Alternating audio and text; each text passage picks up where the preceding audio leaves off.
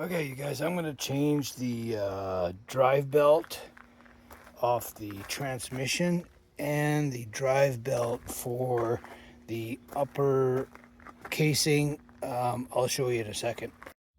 Okay, so now we take that and we lift this up, and I love this jack. I'll tell you what, this is 22 mil right here, so you slap that baby on.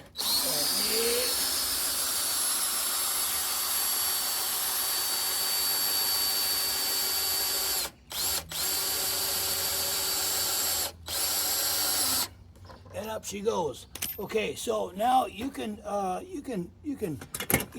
move this thing around. Like, look at that. It's not gonna fall off there, right? You can put it back a little bit further on this if you want, and you can just slide it on there if you want. But I'm not. So anyway, okay. All right, we're gonna let this down with this handy dandy jack.